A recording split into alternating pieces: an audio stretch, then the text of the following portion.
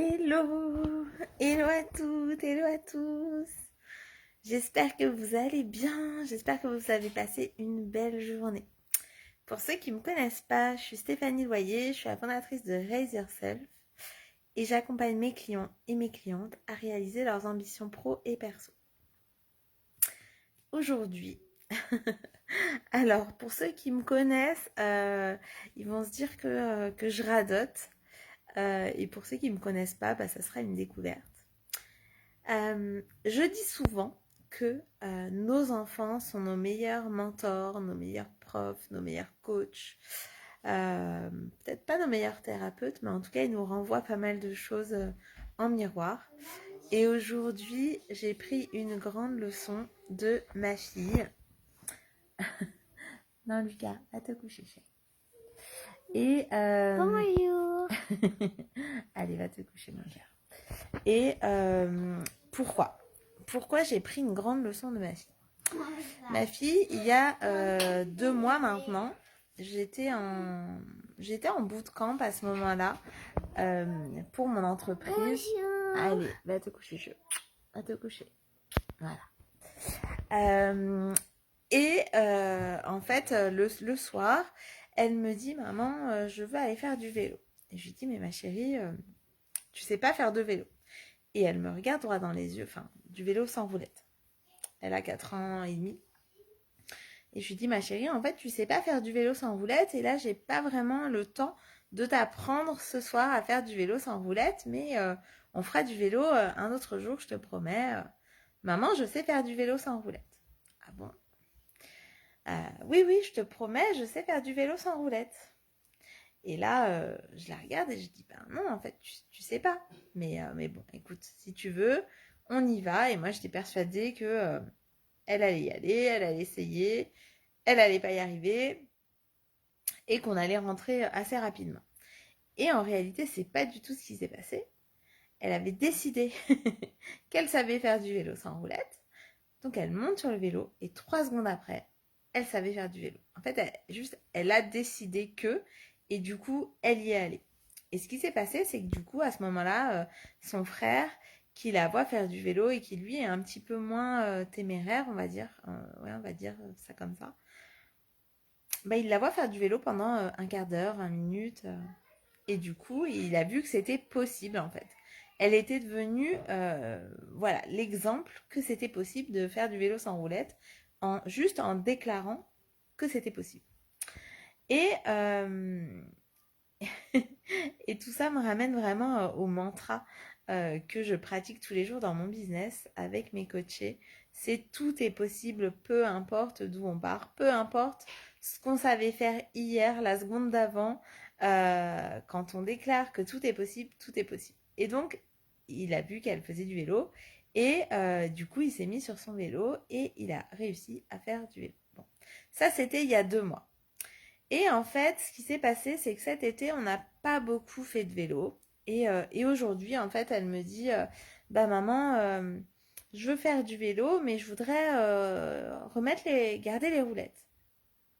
Et je dis, bah non, ma chérie, maman, tu sais faire du vélo sans roulettes. Et elle me dit, mais non, j'ai peur. Je dis, bah tu sais le faire en fait. Tu sais le faire, tu l'as fait une fois, donc tu sais le faire. C'est devenu ton minimum en fait. C'est devenu vraiment ton minimum. Et, euh, et du coup, au bout d'un moment, à force d'essayer de tergiverser, je lui ai dit, écoute, on essaye, et puis si vraiment tu n'y arrives pas, si tu as trop peur, de toute façon, je te lâcherai pas tant que tu ne seras pas en confiance et que tu te sentiras à l'aise pour faire du vélo toute seule. Et donc, elle monte sur son vélo. Au début, elle voulait pas trop que je la lâche, elle avait un peu peur, elle se déséquilibrait exprès pour être sûre de pouvoir poser ses pieds à terre sans tomber, sans se faire mal en tout cas. Et donc elle va comme ça et puis au bout d'un moment, elle se lance et elle est super heureuse de faire du vélo à tel point qu'elle me dit maman tu me lâches, maman tu me lâches. Voilà, je sais faire du vélo, maman tu me lâches et voilà, toute fière d'elle. Mais ça s'est pas arrêté là en fait, ça aurait pu s'arrêter là, mais ça s'est pas arrêté là. Et après je vais vous faire le parallèle entre ça et le business. Je vais faire le parallèle entre ça et une entreprise. Et notre vie en général, hein, mais c'est très vrai aussi dans l'entreprise. Donc, elle me dit ça, et puis elle me dit, mais maman, en fait, ce vélo, il me fait mal aux mains. En fait, au début, elle voulait pas se lancer, donc elle cherchait des histoires pour pas se lancer. Et du coup, c'est vrai que ce vélo, en fait, sur les poignets, bah, ça fait assez mal aux mains. Il y a des petits picots, et du coup, ils font mal aux mains.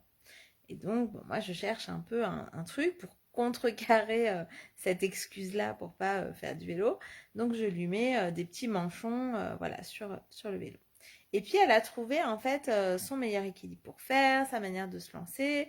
Donc, pour se lancer, au début, elle a quand même encore besoin qu'on la tienne, jusqu'à ce qu'elle cherche elle-même sa façon de pouvoir se lancer toute seule. Et en fait, ce que je veux dire par là, ce que je veux vous partager avec ça, c'est que bah déjà, quand on a déjà atteint notre objectif, des fois, on a peur de pas être capable de refaire cet objectif-là. On se dit oui, mais on l'a fait une fois, c'est la chance du débutant, c'était la chance, c'était ceci, c'était cela. Et du coup, on croit qu'on ne sera pas capable de le refaire. Et ça, bah, c'est un leurre, en fait. C'est un leurre. Parce que à partir du moment où on a été capable de le faire une fois, ça veut dire qu'on est capable. Ça veut dire qu'on est devenu notre propre preuve du fait que c'était possible, en fait. Et donc, à partir de là, il faut entraîner, en fait, notre mental, entraîner notre, ouais, nos cellules aussi à se dire que, bah, si on l'a fait une fois, on sera de toute façon capable de le refaire, quoi qu'il arrive. Sauf que, euh, parfois, en fait, on n'arrive pas à le refaire. Pourquoi? Parce que la manière de faire la première fois, ça nous a coûté beaucoup. Beaucoup d'efforts, beaucoup d'énergie, beaucoup d'argent, beaucoup de temps. Et en fait, on se dit, bah ouais, en fait, c'était chouette. J'ai coché la case que c'est bon, ça, je savais faire. Mais par contre, j'ai plus du tout envie de faire de cette façon-là. Oui, j'ai envie d'avoir ce résultat-là. Mais j'ai pas envie que ce résultat, il vienne à la suite de tous ces efforts, de tous ces sacrifices, de tout, enfin voilà, peu importe tout ce qu'on va mettre derrière. Et donc on crée comme un espèce de filtre entre nous et le résultat qu'on veut avoir. Et donc petit à petit, on va venir finalement vraiment de manière assez subtile changer ces choses-là petit à petit. C'est ok, je veux avoir cet objectif-là, je veux avoir ce résultat-là, sauf que bah, je veux plus le vivre de cette façon-là. Et c'est là que, en fait, finalement, on change tout. C'est que, ok, euh, je sais faire du vélo, mais par contre, j'ai pas envie que mon ego dirige ce vélo coûte que coûte. Et si bah, ça me fait vraiment mal aux mains, bah non, je voudrais savoir faire du vélo, moi, sans avoir mal aux mains. Et donc, c'est bah, soit je vais m'acheter des protections à mettre sur les poignets, soit je vais m'acheter des gants, soit...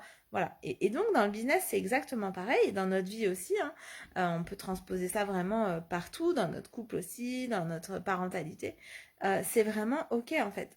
J'arrive à ce résultat-là, sauf que bah, j'ai pas envie que ça soit au détriment de ma santé, que ça soit au détriment du temps que je passe avec ma famille, que ça soit... Et du coup, c'est ok. Maintenant que je sais, maintenant que je suis consciente, maintenant que j'ai la confiance que c'est possible, je veux pas créer finalement une croyance que c'est possible que de cette façon-là. Et donc, c'est comment je change ça. C'est comment j'arrive à changer ça. Et des fois, ça demande de revenir un tout petit peu en dessous de notre résultat d'avant. Mais déjà, si on a réussi à changer notre manière de faire ce résultat, si on est bien installé, si on a chaud sur les poignets, si on se fait pas mal, enfin si ça nous fait moins mal, si au contraire on prend plaisir à aller d'un endroit à un autre que vraiment être là, à être concentré sur est-ce que je vais réussir à faire du vélo, mais plutôt tiens, j'ai envie de me faire une belle balade et que le vélo, ça n'est que un moyen de transport, bah c'est en ça que ça va complètement changer en fait. Et c'est en ça que ça va être vraiment intéressant, que on va vouloir le reproduire et aller encore plus loin et aller encore mieux. Voilà. Et ça vient vraiment dans la subtilité. Mais des fois, on est tellement attaché au résultat avec notre ego que finalement, bah, du coup, on se crée des croyances qui font que ça serait possible que d'une manière. Et après, parfois, l'idée, c'est vraiment de se dire, bon, bah ok, j'y vais de cette manière-là, juste pour me prouver à moi que c'est possible et après, je fais les ajustements. Donc des fois, on n'est pas obligé de passer par là et c'est complètement ok. Mais sauf que quand on passe par là, c'est vraiment important derrière de ne pas calibrer ça sur une croyance qui ferait que ça serait possible que de cette manière-là. Et donc, c'est de dire, bon, bah voilà, le résultat, il est acquis. En tout cas, une fois, il a été acquis, il a été atteint. Et maintenant, j'ai envie de le faire, mais de manière complètement différente à ça. De manière complètement différente à ça. Et, euh, et c'est ça qui est beau, c'est qu'on va ajuster, on va se dire, ok, qu'est-ce que j'ai vraiment envie de vivre dans mon quotidien? C'est quoi vraiment le succès pour moi? Et encore une fois, hein, pas pour les autres, parce que les autres voient du succès. Mais qu'est-ce que c'est pour moi, le succès? Et on y va, en fait. Et on y va et on fait confiance. Sauf que pour y aller, et ça c'est encore une autre petite subtilité qui est pas négligeable, encore une fois, hein, je reviens à l'histoire de ma fille sur son vélo, c'est le côté, pour y retourner, elle avait besoin de se sentir en sécurité, jusqu'à ce qu'à un moment, cette sécurité la contraigne trop en fait. Et du coup, mais pour se lancer, elle a eu besoin d'être accompagnée dans cette sécurité. Sinon, elle y serait pas allée, elle y serait pas allée comme ça, elle y serait allée vraiment qu'avec son ego et en fait, ça aurait pas donné le même résultat. Là, j'étais là avec elle, à la tenir, à lui dire écoute, t'inquiète pas si tu tombes, je suis là à côté de toi. Voilà, et elle est tombée et elle s'est fait un peu mal aux mains, mais elle a vu que finalement, elle pouvait se relever quoi. Voilà, j'ai même pas eu le temps de lui faire un bisou magique. Je lui ai juste pris les mains, j'ai soufflé dessus et hop, elle était repartie. Donc en fait, vraiment, nos enfants sont des pépites. Alors évidemment, avec des coachs, des mentors, on va plus vite parce qu'on n'a pas besoin de refaire cette analogie-là, de refaire toute l'histoire. Mais en tout cas, tout est source d'apprentissage et nos enfants, pour ça, vraiment, c'est de vrais beaux exemples en fait de ça. Donc ne les sous-estimons pas. Ils ont tellement, tellement à nous apprendre au quotidien. Et en l'occurrence, là, voilà, si vous arrivez que maintenant, euh, regardez ce live parce que c'est vraiment comment aller dans la subtilité pour atteindre nos objectifs de la manière la plus agréable pour nous.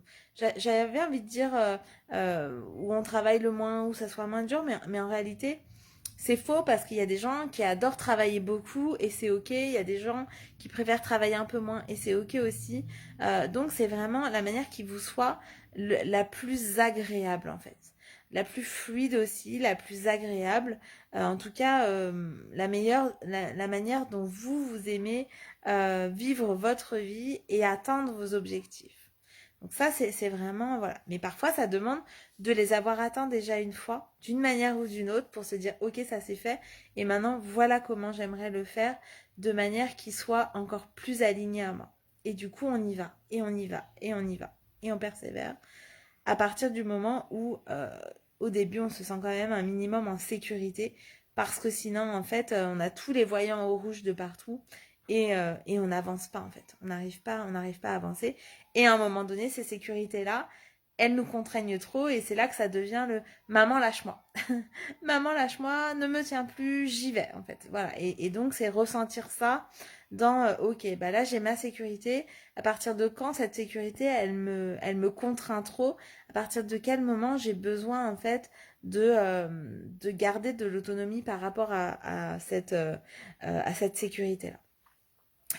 Donc voilà, si vous pensez, dites-moi vous déjà dans les commentaires, est-ce que ça résonne? Est-ce qu'il y a quelque chose qui résonne en vous? De quelle manière ça résonne en vous?